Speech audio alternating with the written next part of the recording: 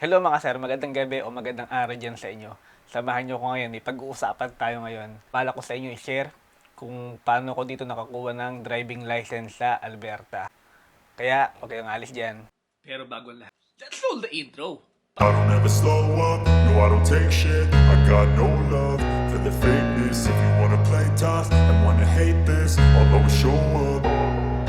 I don't ever slow up, no I don't take shit. I got no love for the fakeness. If you wanna play tough and wanna hate this, I'll always show up and make a statement. I don't ever slow up, no I don't take shit. I got no love for the fakeness. If you wanna play tough and wanna hate this, I'll always show up and make a statement. Everything I do so instinctive and so passionate. Every word I move so descriptive like an adjective. I got a vendetta against people who patented being negative when you should be getting after it.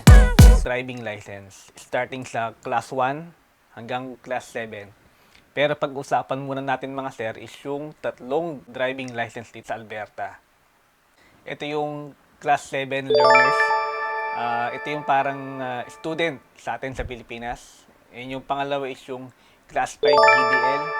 And pangatlo yung class 5 full driving license. Ano-ano ba yung mga pagkakaiba nito? Pero umpisa natin sa class 7. Una, hindi ka pwede mag-drive ng alas 12 ng madaling araw hanggang alas 5 ng umaga. At saka syempre, hindi ka rin pwede mag-drive ng nakainom or merong alcohol sa katawan. 0% dapat. At pangatlo, hindi ka rin pwede mag-drive ng more than na people ng capacity ng sakyan. For example, sa kotse, 5 people lang yung tamang pasahero. Dapat gano'n lang. Hindi ka pwedeng sumobra ng pasahero or ng tao dun sa sakyan mo. At pang-apat, meron ka lang 8 demerit points bago masuspend yung license mo. Sa class 7, allow ka mag-drive na class 5 and class 6 na vehicle. Pero dapat meron kang kasamang over 18 years old na naka class 5 full driver license dito. Paano ba makakuha ng class 7 learners? Siyempre, mag-aral ka muna. Kasi magkaiba yung driving natin dito sa Canada, pati sa Pilipinas. Kahit na sabihin mong may 10 taong ka na nag-drive sa Pilipinas, iba pa rin eh. Iba pa rin yung dito. Maganda pa rin yung mapag-aralan mo or ma-take note mo kung ano yung mga sign dito. Kasi although pare-paras naman yung mga sign, pero para sa akin, halos iba talaga yung experience mo sa Pilipinas sa pag-drive mo dito. Malalaman nyo yan mga sir. Ako, ang ginawa ko, nag-YouTube lang ako kasi wala akong budget pang bayad sa schooling eh. Although nag-drive na ako sa Pilipinas, although yung license ko matagal na rin, kasi 18 years old parang nag-take na yata ako ng ng license sa Pinas. So, ngayon halos talaga more than 10 years na ako kumbaga sa papel, halos more than 10 years na yung license ko. Then, pag ready na kayo mga sir, pwede na kayo mag-take ng knowledge test dito sa mga registry agent dito sa mga bawat lugar dito sa Canada. I think, parang mga 17 yata yung bayad, 17 to 20. Ano lang siya, yung mura lang naman. Then, pag bumagsak kayo, pwede kayo ulit mag-take after 24 hours. Huwag kayo mag-rela. Okay lang, kahit araw-araw kayo mag-take mga sir, okay lang. Ako mga sir, aminin ko, naka 2 or 3 take yata ako ng knowledge test. Pero sa road test mga sir, naka 1 take lang ako, 1 take. Sa knowledge test mga sir, sa exam, I think 25 to 30 items lang siya. Pero kahit na 25 to 30 items lang siya, maganda pa rin talaga mag-review kayo. Or yun, magbasa-basa. Or YouTube. Ako, nag-YouTube lang ako mga sir eh. Dahil wala akong perang pambayad sa sa mga review center eh. Ang question kasi medyo may situational and mostly nga rin yung mga sign and signal. Aminin mo natin o hindi naman tayo lahat familiar or merong mga sign and signal na hindi sa atin familiar talaga na hindi mo gaano makikita sa Pilipinas. Dito mo lang makikita. Kaya ako mga sir, mas payo ko pa rin talaga is yung mag-review kayo. Then, pag napasa nyo mga sir yung exam or yung knowledge test, Itetest ng agent yung mata natin kung capable ba tayo mag-drive or kailangan natin magsalamin. At kung successful kayo sir sa knowledge test and sa vision test, pwede na kayo magbayad. Then bibigyan kayo mga sir ng temporary license na valid for 30 days. Teka lang, nasan ba yun? Ito mga sir, yan. Yan. Ayan mga sir. Malino ba? Masyado maliwanag. Basta sir, ito yung mga yan. Valid siya for 30 days hanggang sa dumating yung card mismo ng learners. Sa Class 5 GDL naman mga sir, dapat naka 1 year experience kayo ng Class 7 learners.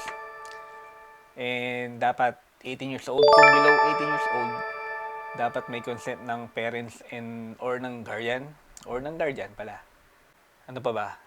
Dapat kayo, Canadian citizen, siyempre, or PR, or work permit, or student. Yun, ayun naman kung pwede mag-take ng license. At saka dapat kayo, may proof kayo na nakatira nga kayo dito sa Alberta. Sa Class 5 GDL, dapat mayroon kayong 2 year na experience bago kayo mag-upgrade sa Class 5 full driving license. Saka dapat wala kayong suspension sa license nyo and wala kayong demerits within last year. At meron din siyang 8 demerit points tulad sa Class 7 learners bago siya masuspend. Dapat zero tolerance alcohol sa katawan. Siyempre, sino ba may gustong mag-drive ng nakainom? Diba? And di rin pala allowed na mag-upgrade sa Class 1, Class 2, Class 3, Class 4. Dapat Class 5 full driving license. Hindi rin pala kayo pwede magturo or maggabay sa mga Class 7 learners. Limbawa, yung asawa mo, anak mo, or kaibigan, or kung sino man na naka-Class 7 learners, hindi mo sila pwedeng samahan or hindi ka pwede maging companion. Dapat talaga yung naka-Class 5 full driving license. Marami ditong mga Class 5 GDL na hindi na nag-upgrade ng Class 5 full driving license. Ang advantage lang kasi ng Class 5 full driving license is pwede kang mag-upgrade sa Class 4, Class 3, Class 2, Class 1. Sa Class 4, ito yung kung gusto mag-drive ng Uber or ng Lyft or any commercial vehicle. Then yung Class 3, Class 2, Class 1. Yung Class 1 yata, ayun na yung mga truck. Basta yung mga heavy vehicle na, ayan. Ayun na yun. Sa Class 5 ng GDL naman, ito yung Class 5 full driving license. Dapat 18 years old. And then, dapat ma-complete nyo rin yung 24-month na probationary bago kayo makapag-apply or upgrade. At saka dapat, wala kang suspension or demerit for the last 12 months. At saka syempre, dapat din na permanent residence ka or Canadian or valid work permit or student. At saka, yun, ayun nga, dapat din talaga may proof ka na nakatira ka dito sa Alberta. At saka mas mataas din pala yung demerit points dito sa Class 5 full driving license. Kung sa Class 7 learners and Class 5 GDL is 8. Dito yata parang doble yata yung demerit points. Kaya mas okay talaga. Ako, nung bago ko mag-road test, syempre, pinasa ko yung mga kailangan, yung mga requirements para makapag-road test. Ang pinasa ko lang, naalala ko, is yung mga license ko. Yung license ko sa Pinas, saka yung international license ko. Kasi nung bago ko magpunta dito, nag-take na ako sa Pinas or kumuha na ako ng international license.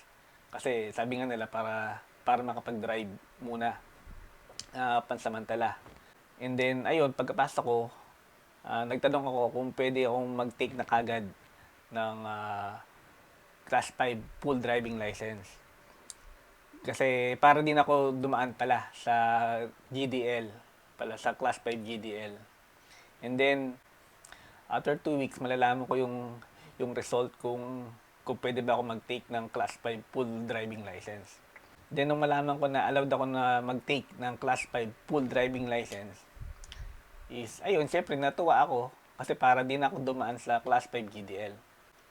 Kaso, nung mag-detect na ako ng road test, mas pinili ko na lang yung Class 5 GDL.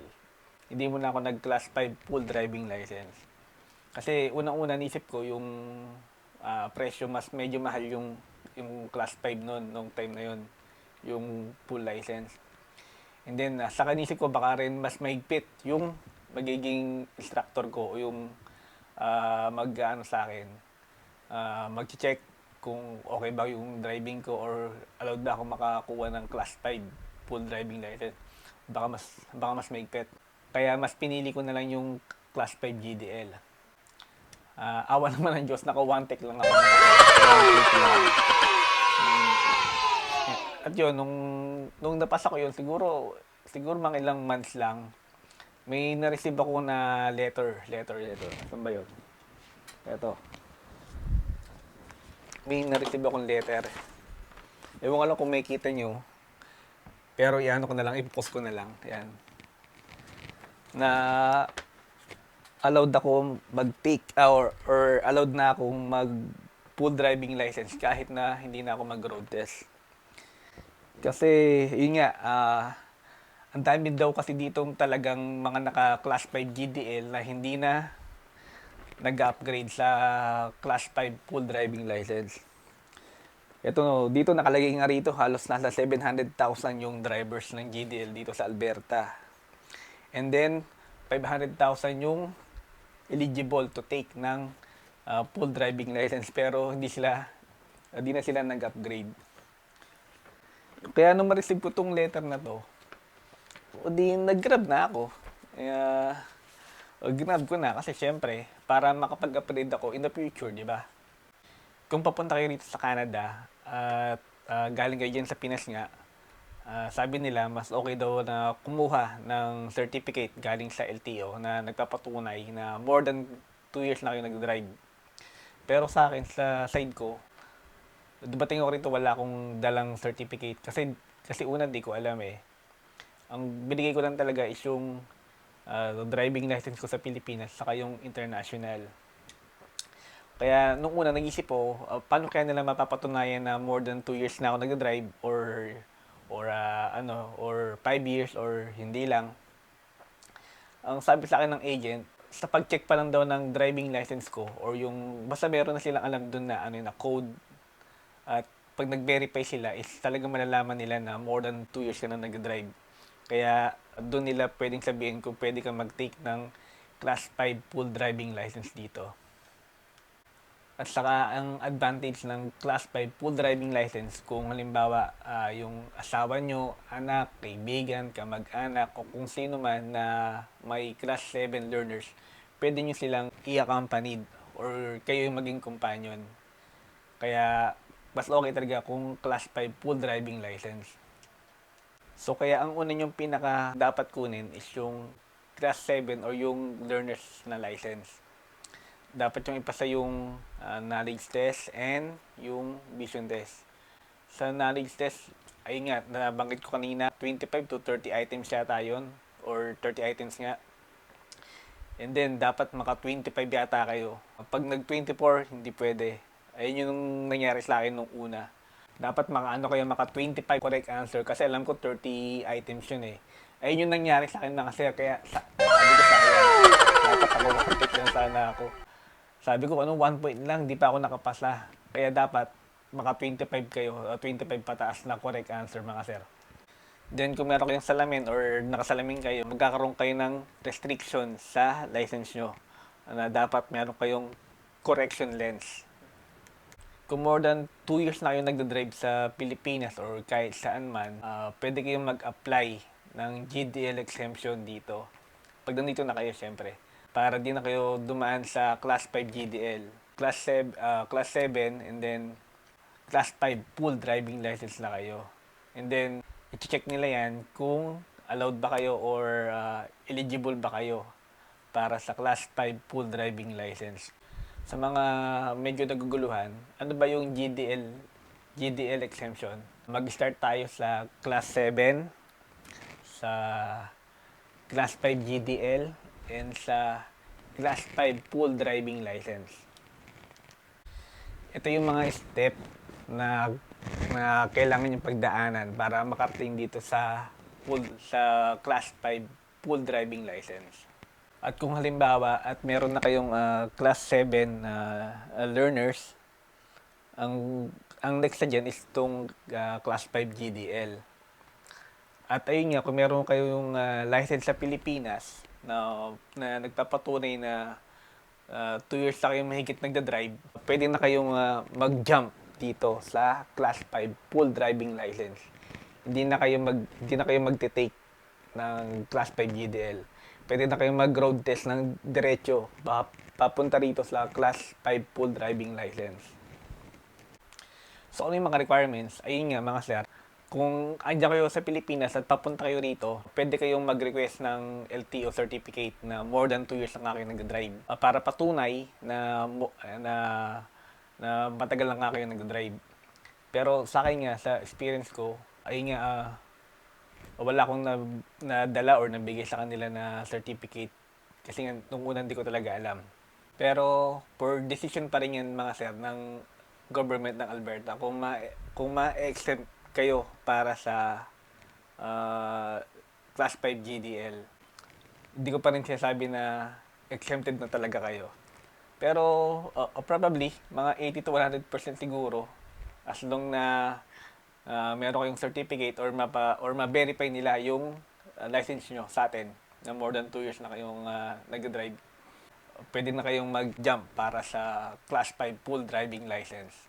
During ng application nyo ng class 7 or ng learners, kailangan nyo sabihin dun sa registry agent na gusto nyo mag-apply ng exemption ng class 5 GDL para sa pagkuha ng class 5 full driving license.